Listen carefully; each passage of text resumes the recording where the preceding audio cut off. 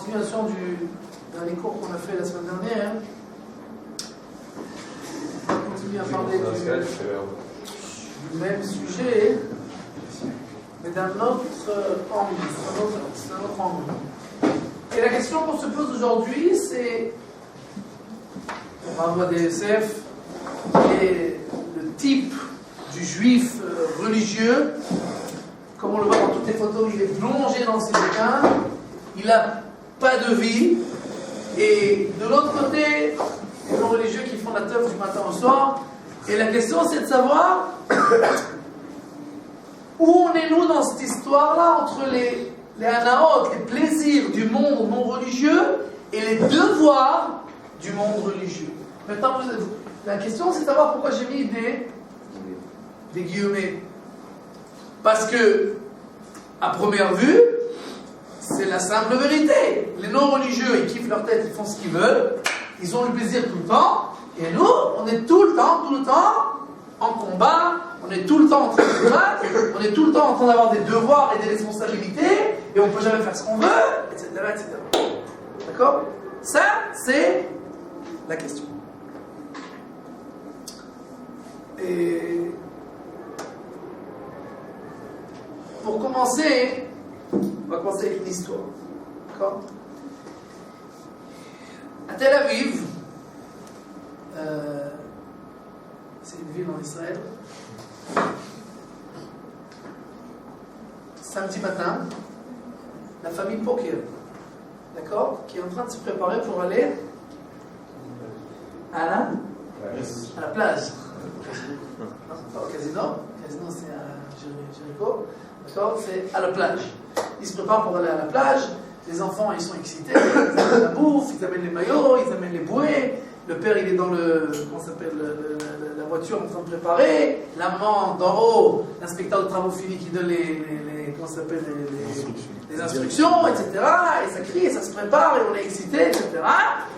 Et puis tout d'un coup, de la porte du garage, sort la famille Cohen. La famille Cohen, qui eux sont religieux, ils sont habillés en costume, cravate, etc. On est en plein été, et ils sont en route pour la synagogue. D'accord? Bien entendu, à l'instant où les deux familles qui sont voisines, ils se rencontrent, silence glacial. Parce que on est entre deux mondes. Le monde pas religieux qui est en train de s'exciter d'aller à la plage, et le monde religieux épinglé, étringué, étouffé en route pour la synagogue. Et eux, ils savent que c'est pas bien, et eux, ils savent que... Alors, silence.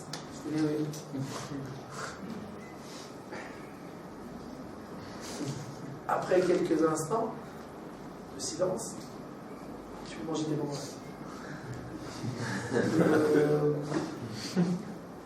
Alors, M. Cohen, il dit Shabbat Shalom. Alors, M. Poker répond Shabbat Shalom. Et la famille Cohen part. Et la famille Poker voyage à la plage. Ce qui est intéressant d'écouter maintenant, c'est la discussion qu'il y a dans la voiture de la famille Poker et la discussion de la famille Cohen qui sont en train de marcher pour aller à la synagogue.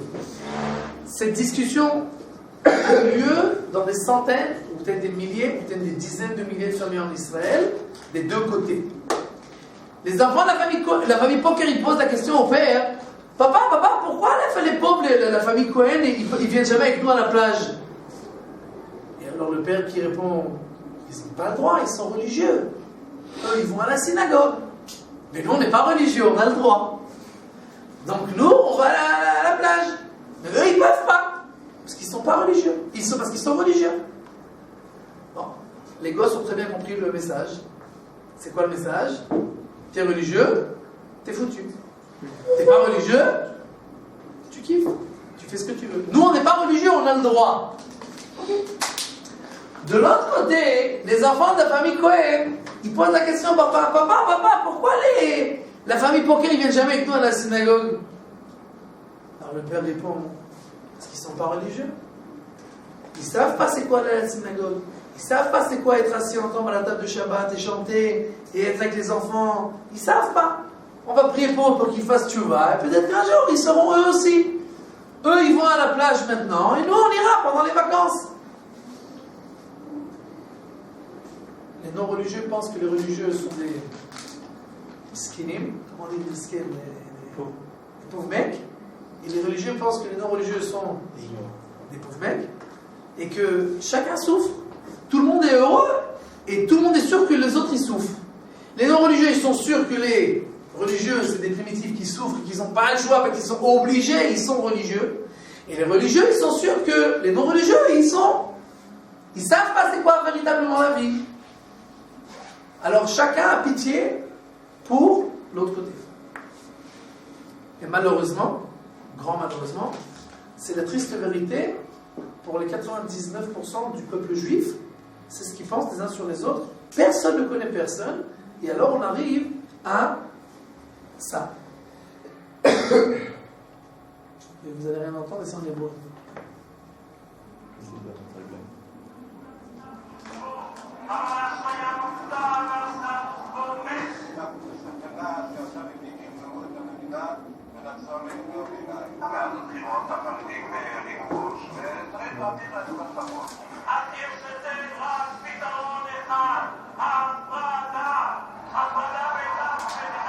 Ok, j'explique. C'est un argument que vous voyez avec la kippa, hein. Il s'appelle Bourg. Il était député, religieux, qui a tout fait pour combattre la religion du matin au soir. D'accord? Maintenant, vous avez vu, c'était une manifestation. Il était en train de parler dans une manifestation. D'accord? Moi, j'étais à cette manifestation, mais pas de ce côté-là de la manifestation, de l'autre côté de la manifestation. C'était une manifestation il y a environ 13-14 ans de cela. Et il y avait, c'était la plus grande manifestation qu'il y a jamais eu en Israël, 600 000 personnes. D'accord? Il y avait 600 000 personnes dans cette manifestation, des religieux. Hein? Il est plus grand il y a 2 ans, pour l'armée, avec les Kharadim. Non, je sais, il est plus grand que 600 000 personnes. Il y a eu juste l'enterrement du roi de 17 millions de personnes, mais à part ça, d'accord, en tant que manifestation, il n'y a jamais plus que ça. C'était contre le Bagad, c'était contre le. Bagad, c'est le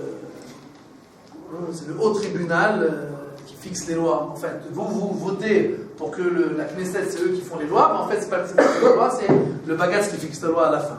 Donc, les Chavedim, ils ont fait, c'était pas que les Chavedim, c'était tous les religieux qui sont venus et qui ont fait une grande manifestation, il y avait 600 000 personnes. De l'autre côté, c'était de l'entrée de la ville de Jérusalem jusqu'à l'ancienne Tahara Merkazit. C'était énorme, énorme, énorme.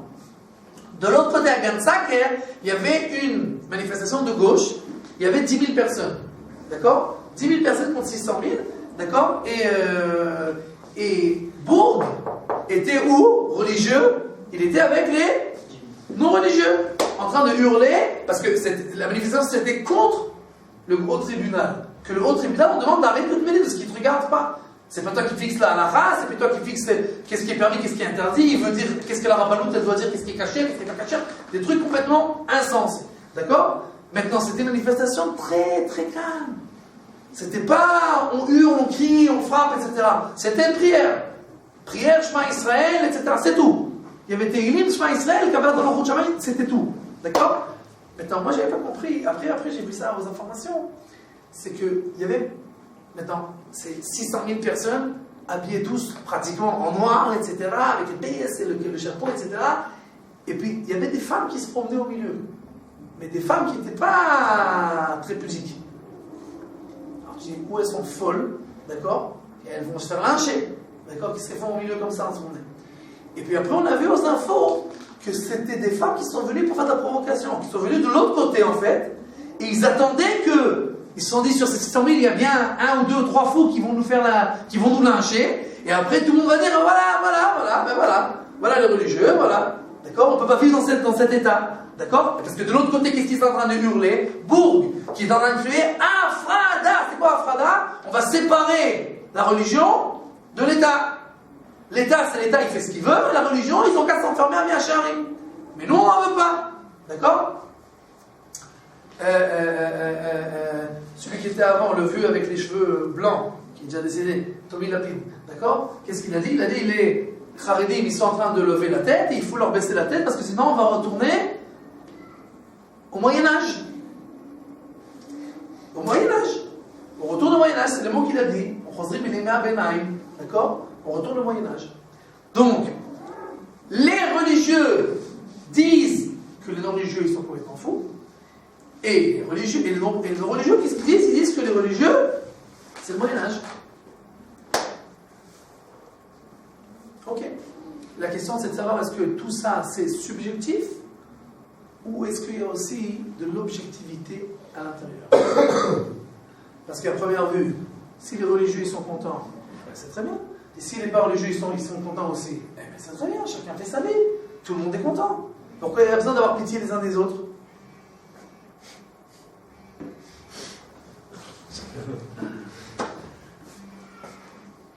C'est à qui? C'est à toi? C'est comment on fait pour les termes? Sur quoi? Non, d'ailleurs. Ah non, Bon, c'est bon. On va regarder ça à la bande-annonce pour les téléphones incassables. Alors, et ça, c'est une grande question. Est-ce que tout c'est subjectif ou alors c'est objectif? Regarde bien. La Gemara, dans la Sechet Choulin, nous dit la chose suivante.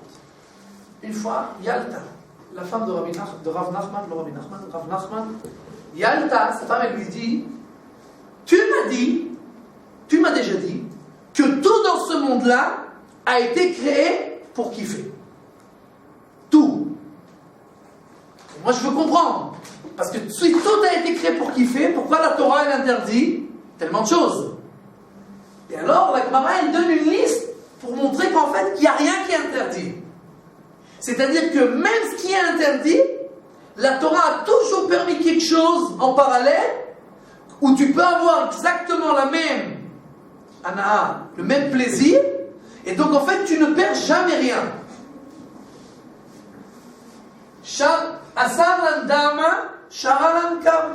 On n'a pas le droit de manger du sang.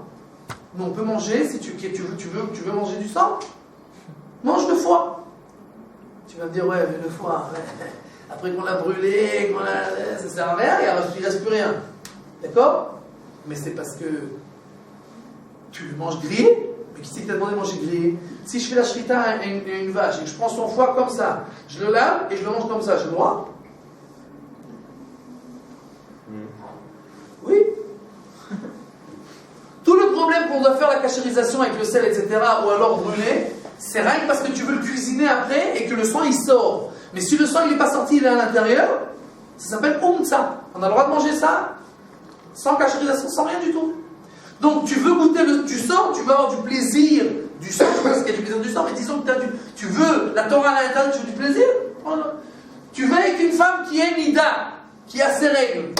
La Torah elle dit que c'est interdit. Tu peux avoir aussi le plaisir. Dans Torah, quand une femme elle accouche, même si elle a des saignements, elle est permise. Chelef behema, tu veux manger des graisses interdites, il n'y a pas de problème. Chelef chaya.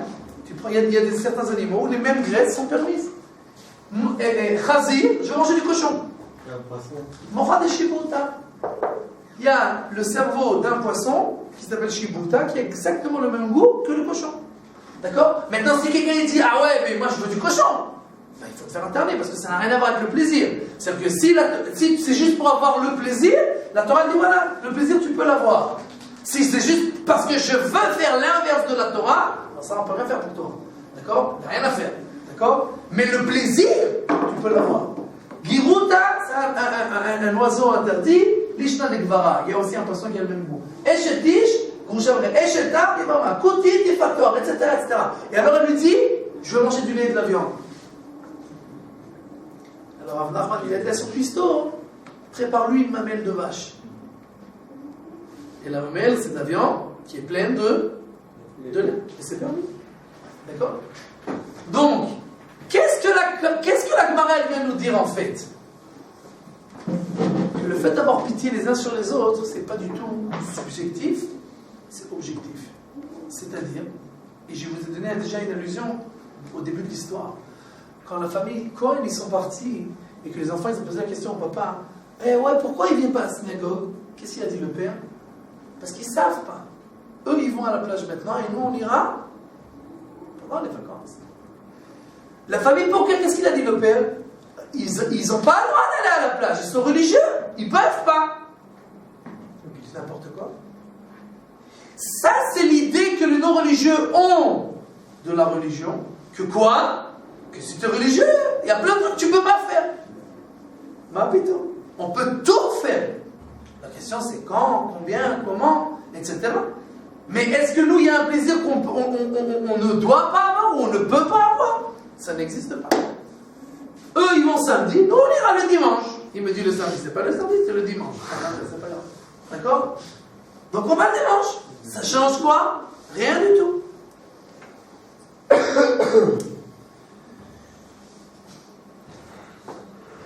Maintenant,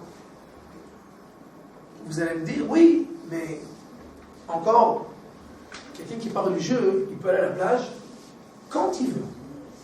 Et la Torah, en fait, elle me limite. C'est vrai que je peux avoir le même plaisir, mais c'est un plaisir qui est limité, parce que je ne peux pas l'avoir quand je veux, combien je veux, où je veux. Je ne peux pas aller à la plage de Tel Aviv, en plein milieu de la plage. Il y a une plage qui est séparée, même à Tel Aviv, il y a une plage qui est séparée, etc. Donc, tu me limites. Tu me fixes des limites. Donc, tu limites mon plaisir. Ah ou non?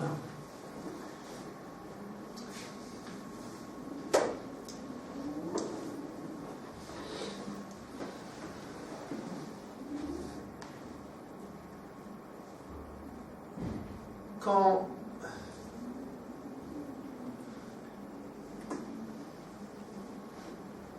on a un but dans la vie, tous les plaisirs, en fait, ils sont juste un moyen. Tu demandes à n'importe quelle personne qui n'est pas religieuse, d'accord? C'est quoi ton but dans la vie? De kiffer. C'est-à-dire que le but, le plaisir, c'est un but. Chez nous, le plaisir, c'est un outil. Maintenant, quelqu'un qui a mangé 10 steaks, 100 steaks, 1000 steaks, 1 million de steaks, à la fin,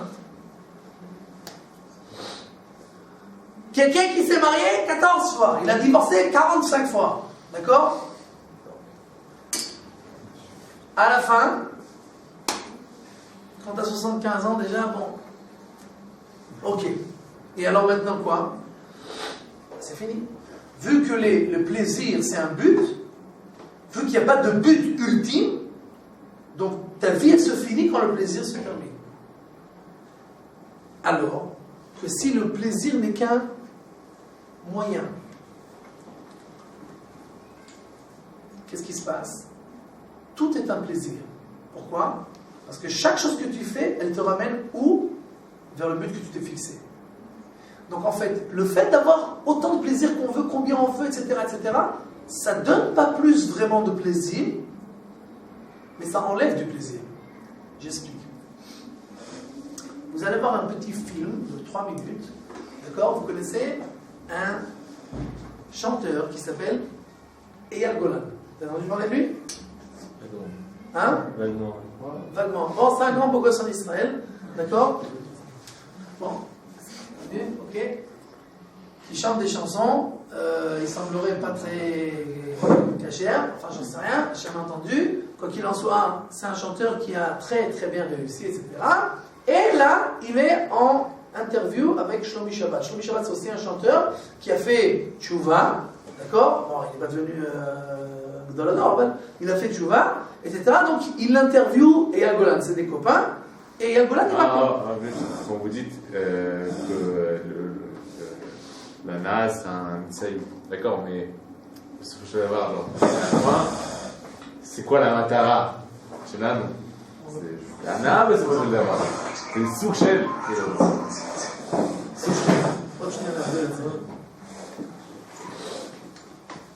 T'as bien vu, c'est Eyal Golan? Il n'y a pas de la J'ai dit, il n'est pas devenu très religieux. Il est devenu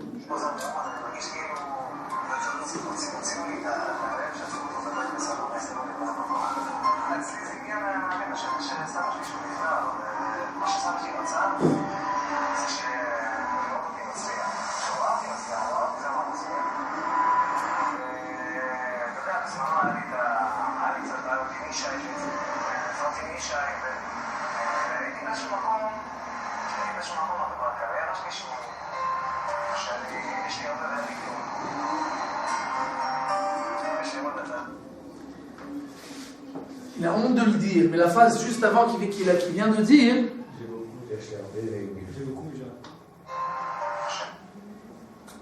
Yesh li arbe ve'en li kloum.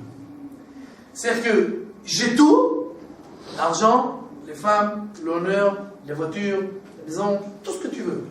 Il est très riche, d'accord? J'ai tout et j'ai rien. Et il a honte de le...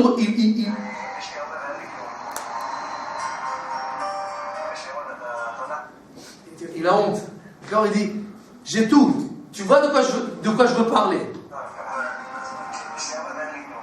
Qu'est-ce qu'il lui répond l'autre, qui était aussi chanteur très connu, il est encore un chanteur connu, il lui dit, ouais, je connais bien ça. D'accord? Et il a dit, la première fois que je suis parti à Ouman, chez Rabbi Nachman,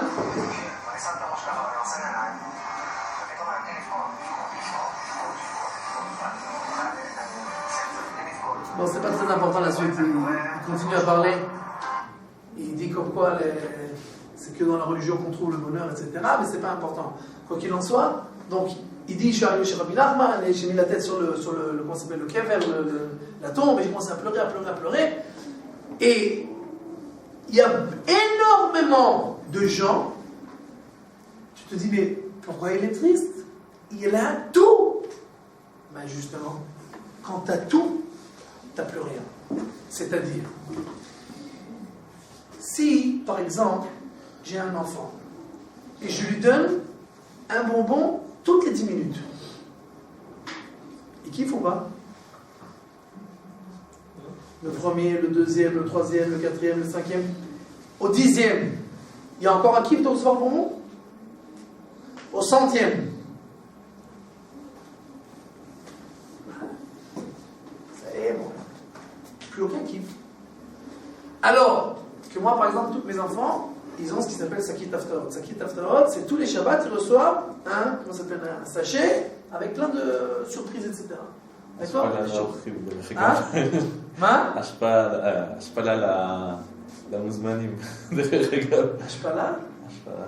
בושה כאילו. למה? כי רפואל מבייש את כולם. לא, אבל זה...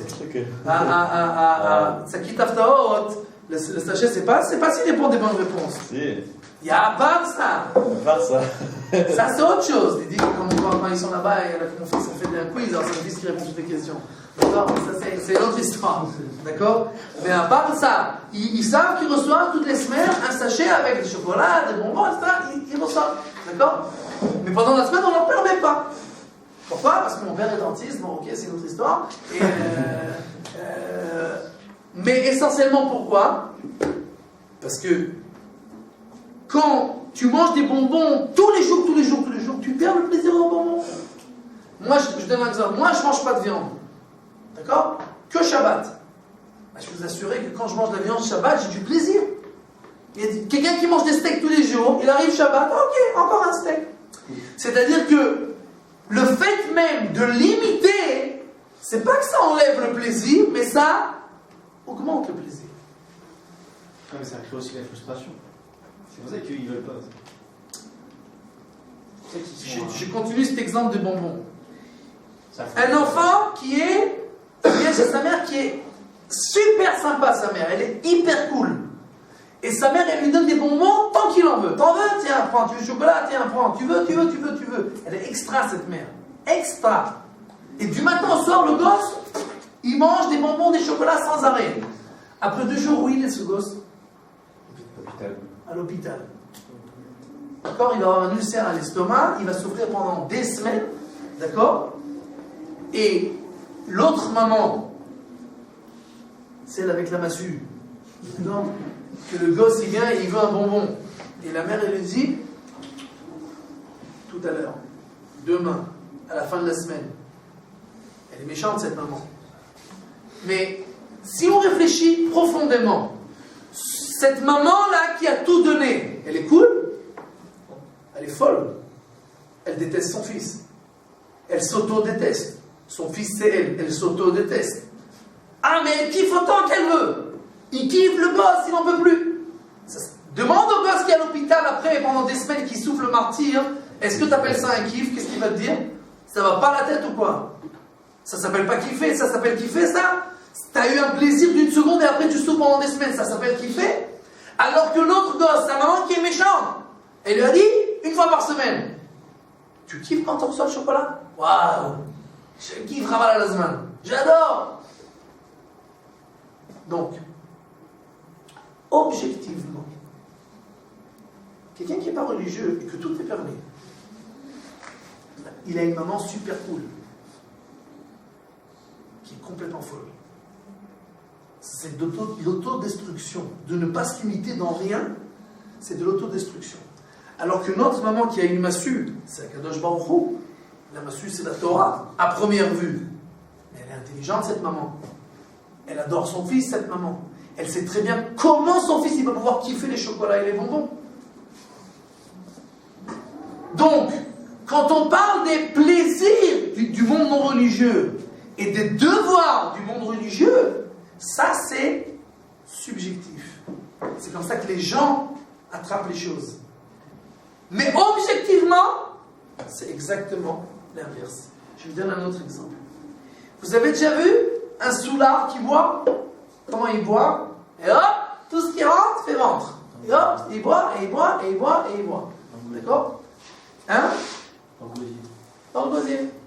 Vous avez déjà vu un yéna? Comment dire yéna? Hein? Œnologue. C'est pas très important. D'accord? Comment il boit? Il remplit combien? Un verre entier? Un demi. Et il le recrache. Vous pouvez servir. D'accord? Et on ne verse jamais plus qu'un demi de verre.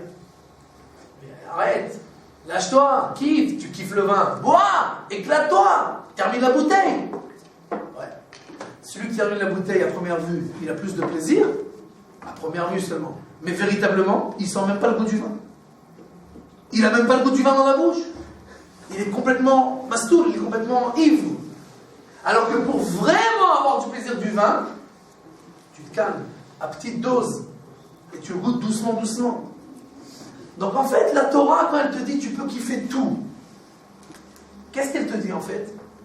Je vais te dire comment tu vas pouvoir kiffer à 100%. Et pas un kiff d'une seconde, après tu vas souffrir et tu vas payer le prix fort. En fait, tu n'as pas vraiment de plaisir. Je vais donner un exemple qui est peut-être l'exemple. Tout ce qui a trait au rapport entre hommes et femmes. Dans le monde pas religieux, tout est permis. Dans le monde religieux, tout est interdit. Tout. Tu as le droit d'avoir une femme, ta femme, la première et la dernière. C'est tout. Alors, à première vue, tu es vachement bloqué. De l'autre côté, tu kiffes ta tête. Tu fais ce que tu veux, autant que tu veux, combien que tu veux.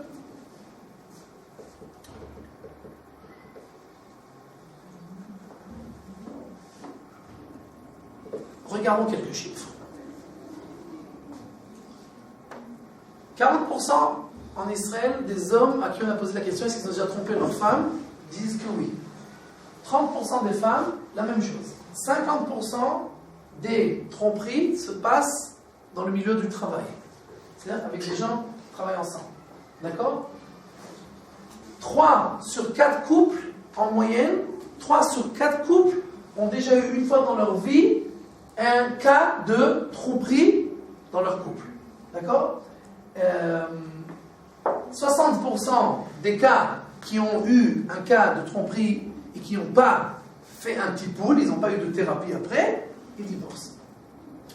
C'est des chiffres qui sont un peu vieux parce qu'on est déjà à 67% à Tel Aviv. D'accord? Comment c'est possible? Si on s'aime tellement et qu'on a le droit de faire tout ce qu'on veut et que, en fait, donc, nous on peut avoir le plus grand du plaisir dans notre couple et tout est permis et on fait combien on veut et qu'est-ce qu'on veut, avec qui on veut, etc. Cette femme-là, tu l'as choisie après que tu as été avec 100 femmes. C'est la femme. Comment ça se fait qu'il y a autant de tromperies? Comment ça se fait qu'il y a autant de divorces? Comment ça se fait? Et vous savez quoi? Je m'occupe de couple. À chaque fois qu'un couple, pas religieux, il vient, il divorce, c'est marrant parce que chez les religieux, il y a aussi des religieux qui divorcent. Mais il y a une phrase qui revient tout le temps chez les pas religieux. C'est quoi? En fait, on ne s'est jamais aimé. Et j'ai un plaisir sadique à chaque fois à répondre, c'est vrai. Malheureusement, c'est vrai, mais vous n'êtes jamais aimé. C'est vrai que vous étiez sous la roupa, et qu'on a kiffé, etc., et qu'on était heureux, et que la photo au-dessus du lit du mariage, les deux comme des waikiki comme ça. Mais vous vous êtes jamais aimé.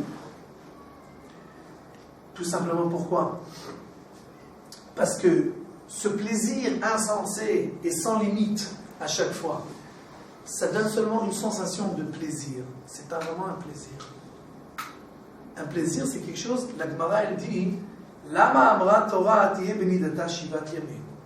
La Gemara pose la question pourquoi la Torah elle nous dit qu'une femme, quand elle a ses règles, elle interdit à son mari? Pourquoi tu me casses la tête? Je suis marié, j'ai attendu, j'ai une seule femme, c'est ma femme. 2 semaines à chaque fois par mois, tu me l'interdis? Ça va, lâche un peu, Kikilou, laisse-nous vivre. La Gemara, qu'est-ce qu'elle répond?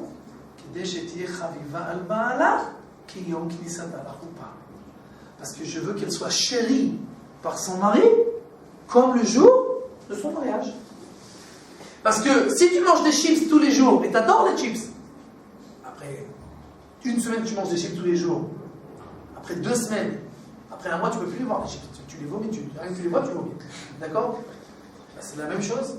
Les gens ils se marient, ouais, ils sont excités, etc. Ouais, mais vas-y, kiffe. Et après, ouais, en fait, on s'est jamais aimé. Bon, allez, viens, on divorce. On va essayer autre chose. Ma secrétaire est beaucoup plus jolie. Sa secrétaire est beaucoup plus jolie. Cupidon lui a tiré une flèche. Qu'est-ce que tu veux faire? L'amour, on peut se battre avec l'amour. Je l'aime plus, je ne veux pas vivre avec elle. Il y a 2 semaines, je me suis occupé d'un divorce comme ça. J'en parle du jeu. Je l'aime plus. Arrête ton cirque, tu l'as jamais aimé. Tu as eu du plaisir, mais tu l'as jamais aimé. D'accord? Donc forcément, tout est permis, mais la Torah elle te dit, arrête ton chat, arrête. Moi je vais te l'interdire à chaque fois, ta femme 2 semaines. Pourquoi? Pour que ce plaisir-là, il reste jusqu'à la fin des temps. Parce que si tu manges des chips 1 fois par semaine, alors tu vas tout continuer à kiffer les chips. Si tu les manges tous les jours, tu n'en peux plus des chips. La même chose. Si ta femme elle t'est permise tout le temps, bah, tu perds goût, comme tout plaisir une seconde. D'accord? Donc la Torah elle te dit, moi le plaisir, je ne veux pas te l'interdire. L'inverse, je veux qu'il soit au maximum. Maintenant, une famille qui vit comme ça, elle a du plaisir, etc., les enfants. Quand tu divorces, tu as cassé ta vie, la vie de ta femme, la vie de tes enfants, tout le monde est mal. Sauf le mari. Le mari en général, il s'en fout. D'accord? Parce que c'est pas lui qui paye les pots cassés. D'accord? Est-ce qu'on peut appeler ça vraiment une vie de plaisir? Ou en fait, tu n'as jamais eu d'amour? Ta femme, tu l'as vraiment jamais aimée? איך זה קשור לאהבה? סליחה. איך זה קשור לאהבה? איך? השבועיים האלה קשורים לאהבה. מצטער. וואי, זה מתפוצץ. סליחה. אל תתפוצץ. סליחה, איך זה קשור לאהבה? זה יכול להיות קשור לאהבה, סליחה. מה, אנשים יש להם בעיות, הרב, יש להם בעיות, לא יודע, שנים רבות באמת, הם לא נוגעים אחד לשני. לא נוגעים אחד לשני. הם יכולים לאהוב אחד לשני בלי שום בעיה. וגם להפך. איך זה קשור הרב? באמת. סליחה. Mendel. J'ai langui tes sauts d'humeur. Je vais t'expliquer, mon fils. Il a posé la question. Il a posé une question toute simple. Il a dit, il y a plein de gens qui sont mariés, etc. Et ils ne se touchent pas les uns les autres, et ils vivent pendant des années ensemble, et ils ne s'aiment pas, et ça ne sert à rien, et c'est pas ça qui fait l'amour. En 2 mots. D'accord? religieux, pas religieux et pas religieux. Et la réponse, c'est que il y a dans, comment ça s'appelle, dans le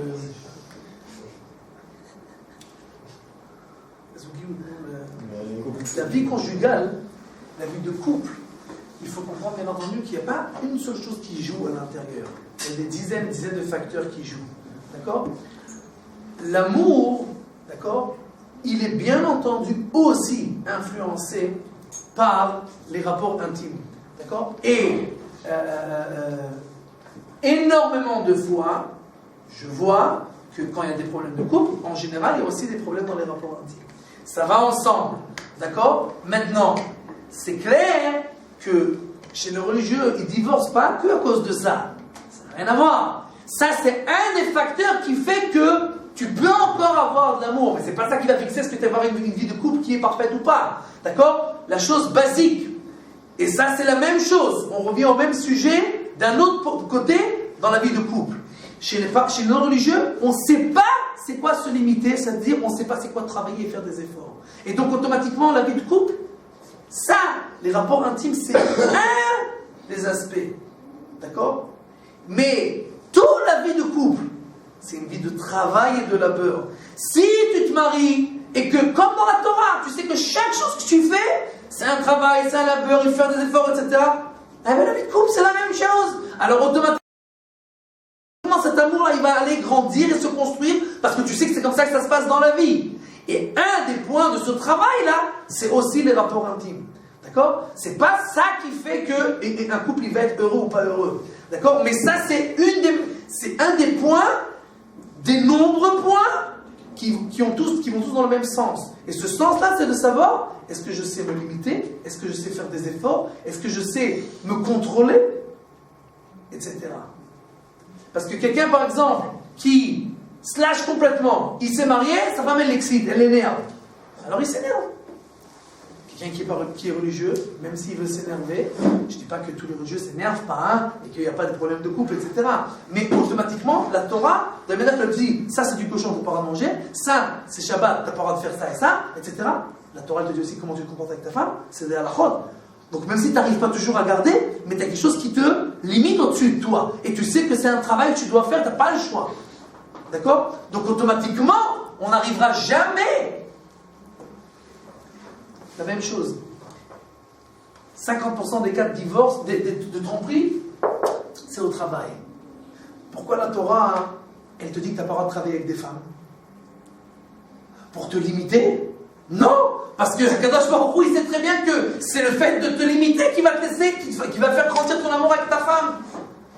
Encore une fois, c'est un des points. D'accord ? Mais toutes ces choses-là qui te limitent, en fait, c'est les choses, en fait, qui te laissent dans ta misguère, dans le cadre qui va te permettre d'avoir le maximum de plaisir.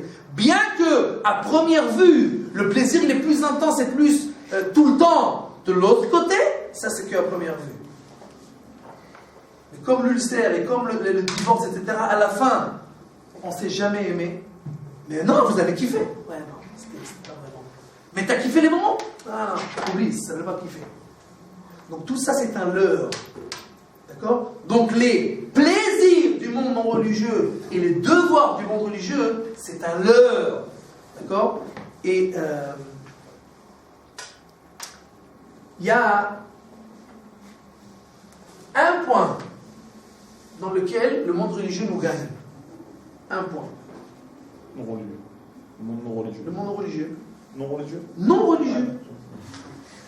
Le monde non religieux nous gagne dans un point. Et c'est quoi ce point-là ? Maim gnuvim imtaku. Maim gnuvim imtaku, ça veut dire que les eaux interdites sont plus douces. Je ne sais pas s'il y a une expression comme ça en français pour dire ça. D'accord ? C'est-à-dire que quand tu fais quelque chose d'interdit, c'est toujours plus excitant. Tu kiffes plus. Et ça, eux, ils peuvent faire et nous, non. Ça, c'est la seule chose sur quel point ils nous gagnent. Ils ont plus de plaisir sur le fait qu'ils peuvent faire des choses qui sont interdites et qu'ils savent qu'ils sont interdites. Parce que même quelqu'un qui trompe sa femme, même si pour lui c'est permis, il s'en fout, il divorce après, il sait très bien que c'est interdit, il sait très bien que sa femme, elle fait attention, et il sait très bien que quand il va se cacher pour aller tromper sa femme, il a plus de kiff. C'est plus excitant. Ok. C'est le seul point sur lequel il nous gagne. Je ne sais pas si c'est bien, si c'est mal tellement qu'il nous gagne sur ce point-là. Nous, on n'a pas ce plaisir d'avoir la possibilité d'avoir du plus grand kiff de faire des choses qui sont interdites. Ça, c'est un point qu'il faut réfléchir. C'est les peuples non-religieux qui font ça, aussi des non-religieux qui ont un cadre de vie. Ils vont répondre eux-mêmes, certains vies ne le font pas. Tu as dit quelque chose de très vrai, et la réponse c'est que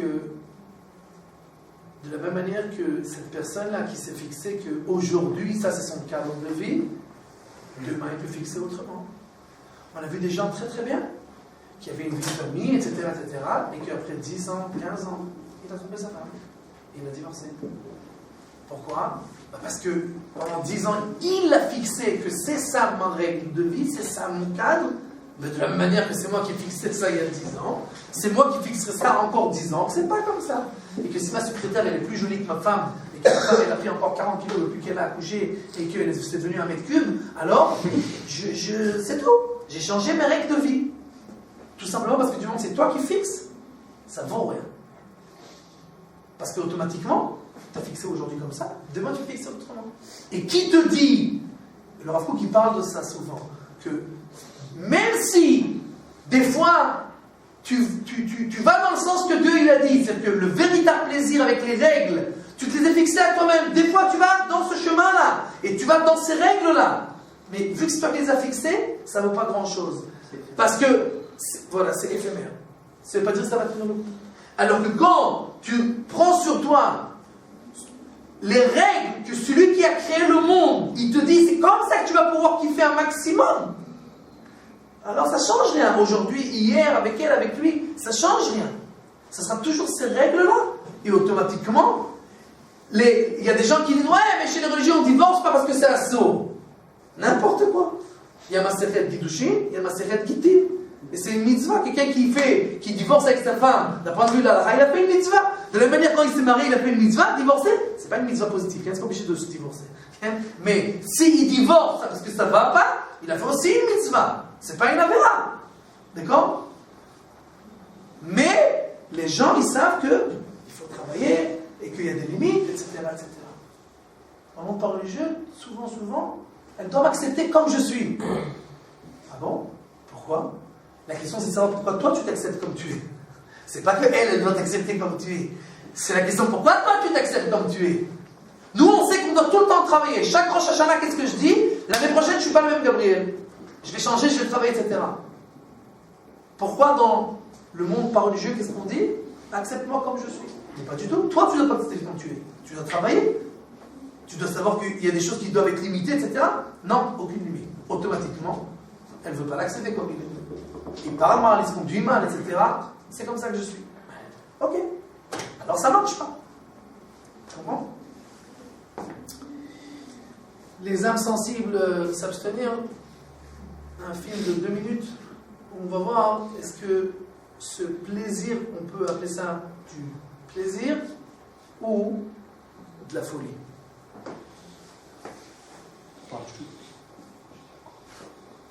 C'est le festival de la dance. De quoi? La danse. C'est censuré. Ça a été censuré par...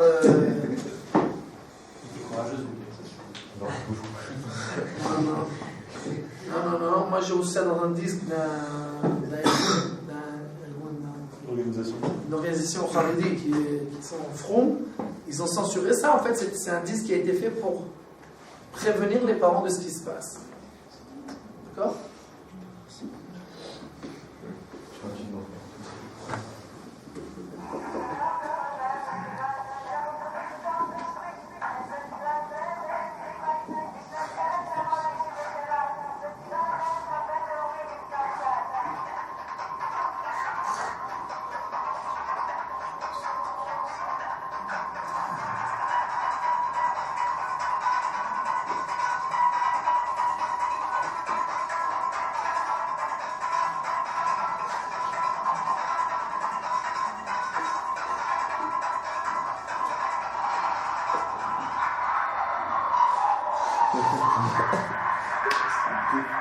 Drogué, hein? Maintenant, regardez bien ce qui va être écrit maintenant. La police et l'armée protègent l'événement.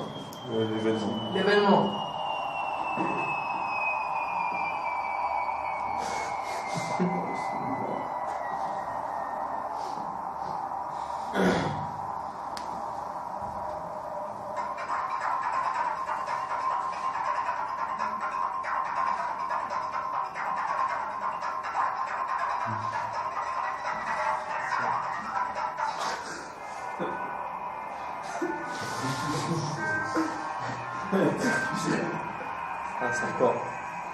Je sais pas, lui aussi. C'était super easy. Ah, ils ont pris. Ils ont pris le même truc. Je suis un petit gars.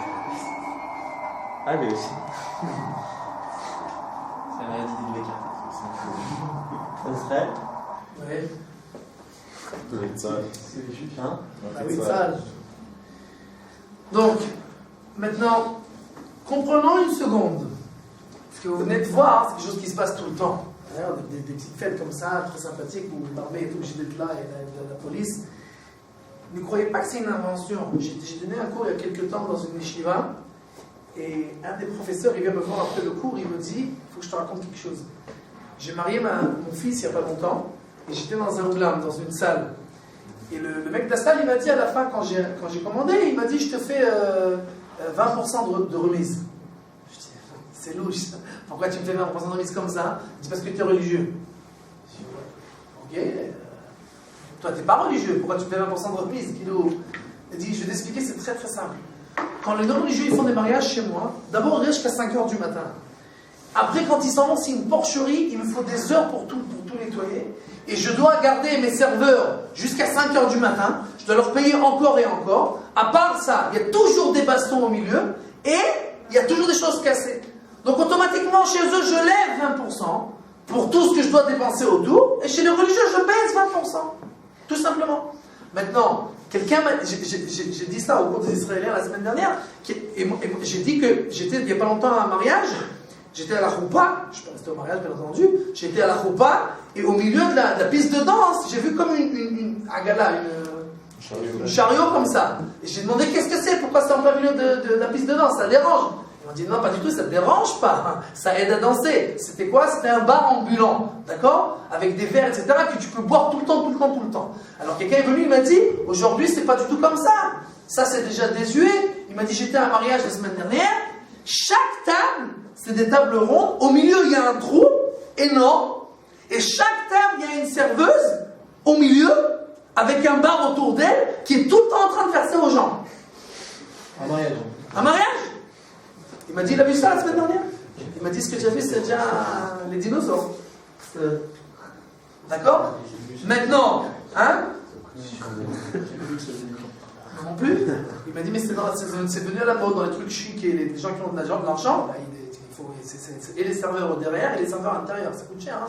Donc les mecs qui ont de l'argent, alors ça c'est très important pour avoir une bonne simra, d'accord? C'est que tu es une serveuse à chaque table qui te verse à boire jusqu'à que tu meurs. D'accord?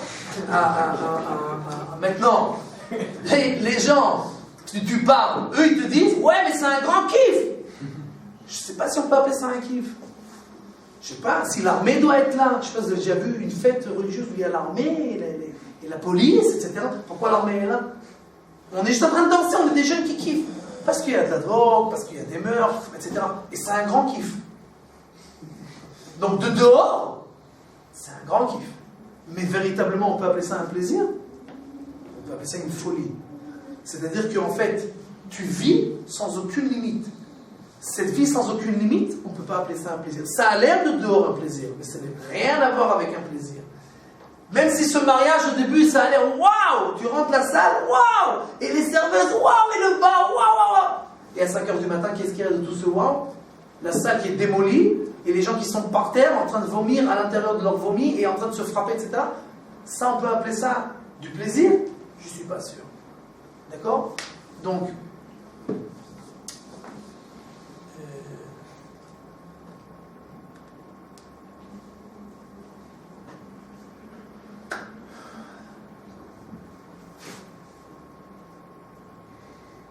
on continuera la semaine prochaine avec question. Quelqu'un a une question? יש לי כמה,